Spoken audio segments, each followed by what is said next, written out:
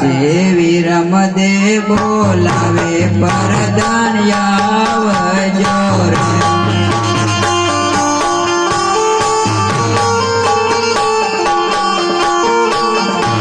આવજો ધન જોકમો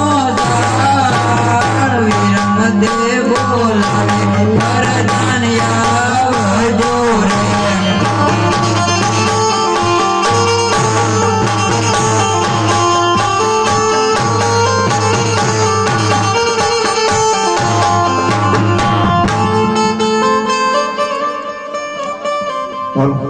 ये आज वीरम दे बोलावे परदान आविया रे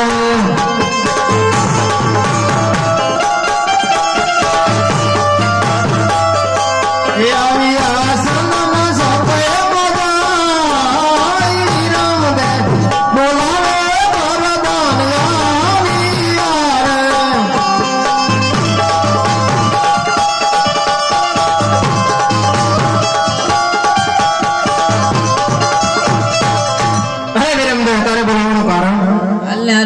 पिताश्री ने बोला अरे हालत बोलो ये आज परदान बोलावे राजन आवाज रे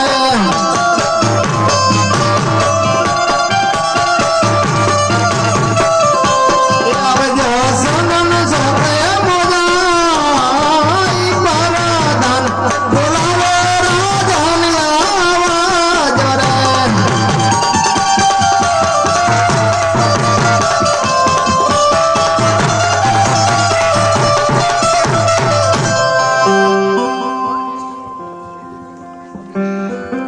अरे प्रधान जी तेरे राज में अंदर मने बोलावनु कारण શું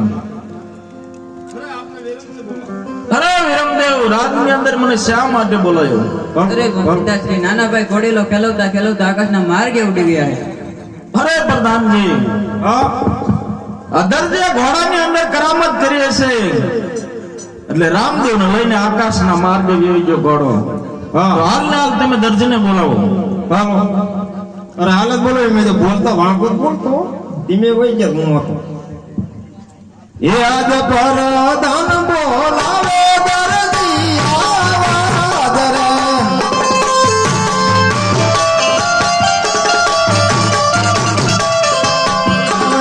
राजा ने दरबार राज में पड़ा तारा परदान बोलावे दर्दी आवाज रे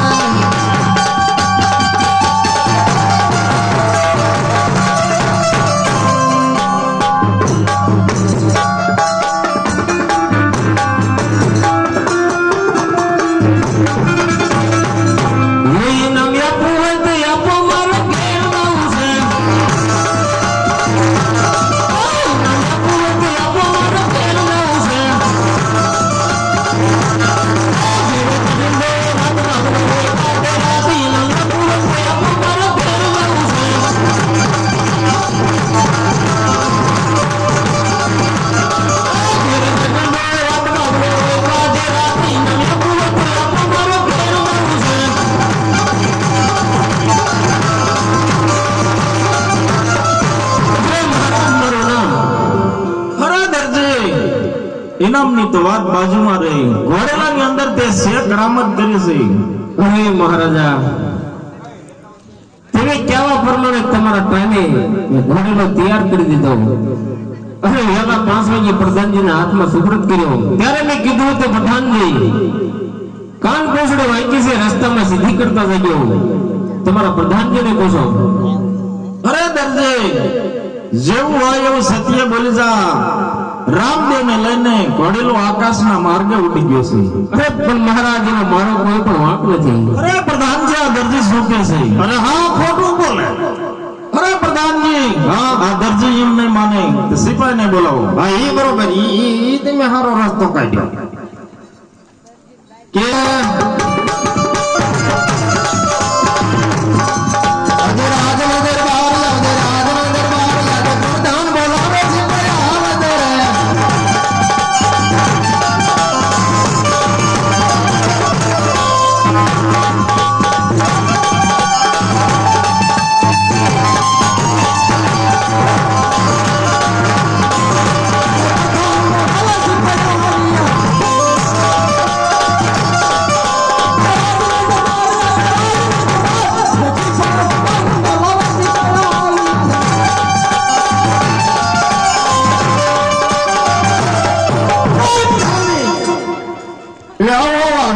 નવા મુકાણો છો તમે?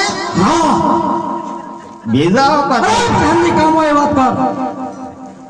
મહારાજા બોલાવો, મહારાજા. અરે મહારાજાને પ્રણામ. અત્યારે રાજની અંદર બોલાવવાનું કારણ. અરે સિપાહી, હા મહારાજા. આ દરજીએ ઘોડાની અંદર કરામત કરી છે અને ઘોડીલો રામદેવને લઈને આકાશના માર્ગે ઉડી ગયો છે. તો દરજીના કાળ કોટડીમાં પૂરો અને એન્ટરના માર મારો.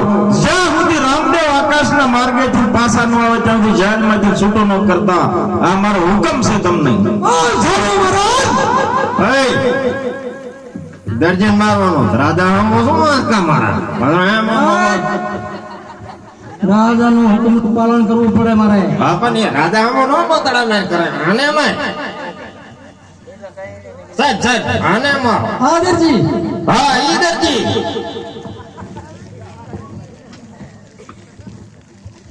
આ દરજી સૌરાજમાં ચોરી કરી છે. કોઈને તે કોઈને કીધું? રાજાએ કોને કીધું? મને ખબર નહીં. તને ખબર નથી? હા, અમને ખબર પડશે. હમણાં થોડા તેની એને વાત કથા અત્યારે માની જા. ખબર વગર? નથી ખબર? હા,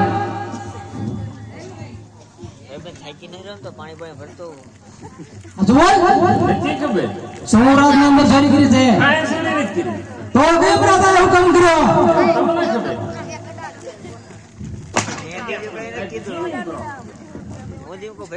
માની જા. જે ચોરી કરી રાજમાં સાહેબ ચોરી કરી દીધી. નથી કરી. હા, આને એમ નહીં માને. સાહેબ ઇમરાન તમારે શા પાણી પીવા? ચા પાણીની વાત.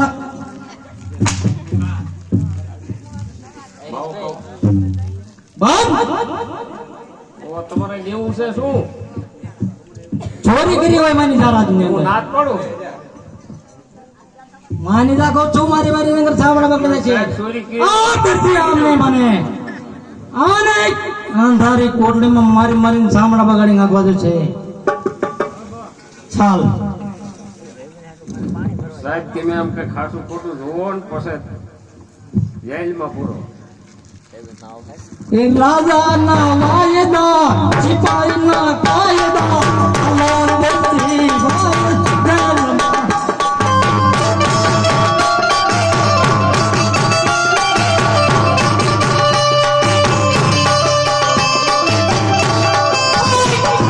ગરીના ગોટલા, બાજરાના રોટલા, એને પડ્યા રો જેલમાં.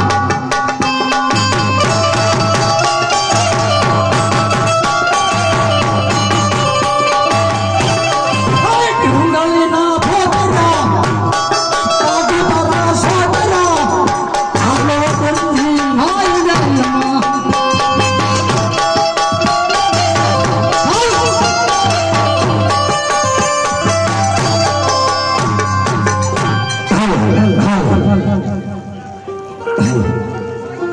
હાલો જ્યારે વગડાની મન પર રામદેવ પડ્યા ત્યારે કીધું તું ગુરુજી જ્યારે તું મારું સ્મરણ કરીશ ત્યારે હું તને આપોઆપ મળીશ. અત્યારે કોકણની પ્રજા કહેશે કે રામદેવ ઘોડીનો ખેલતા આકાશમાં ઉડી ગયા. લાલ ત્યારે રામદેવનું સ્મરણ કર્યું. રામદેવ દિયાનો સાગર છે, જરૂર આવશે.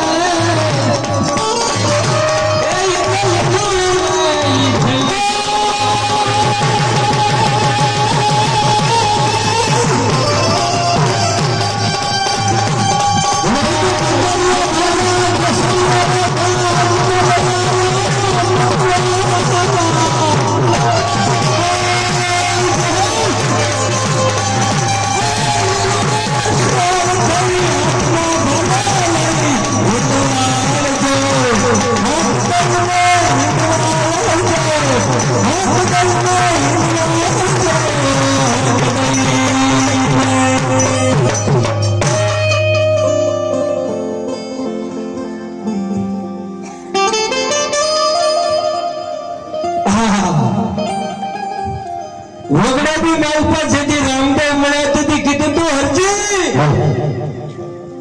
તું જ્યારે મારું સ્મરણ કરીશ ને તારે હું તને આપોઆપ મળીશ.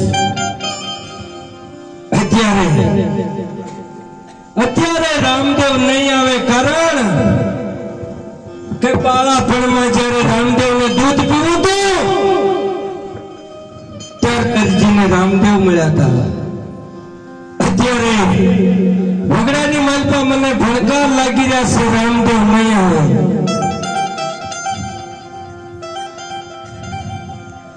અરે હરજી દ્વારકા છોડી અને પોકરણગઢ જેથી અવતાર લેવા જતો અને વગડાની અંદર મળ્યો તું અને ખૂબ તારા શાળાનું દૂધ પીધું છું. કદાચ તું મારું સ્મરણ કર અને તારા સ્મરણ જો શબ્દ ન થાય તો 12 મિનિટ હું વાત થયો. પોકરણગઢની પ્રજા કહેશે કે રામદેવ વડીલો ખેલતા ખેલતા આકાશમાં ઉડી ગયા. રામદેવ આ હરજીને કેમ વિશ્વાસ રહે? અરે હરજી ભાટી પોકરણની પ્રજાનું કેવું પણ સત્ય છે. અરે રામદેવ કારણ કે દરજીએ મારા ઘોડાની અંદર કરામત કરી હતી. કરામત કરવાથી મારે આકાશનું માર્ગે ઉડવું પડ્યું. અરે રામદેવ મારી એક અરજી સુણી અને દરજીને સંકટ જેલમાંથી મુક્ત કરો. અરે હરજી ભાટી બોલો બોલો. છેલ્લી એક મારી ઈચ્છા તમે પૂર્ણ કરો. અરે બોલો હરજી ભાટી. સદાયની માટે મને તમારા શરણોમાં રાખો. અરે હરજી ભાટી હરજી ભાટી હું તને એવું અત્યારે વચન આપું છું કે જ્યાં મારો ફોટો છે ને ત્યાં તારો ફોટો છે, જ્યાં મારો વચન છે. બહુ સારું.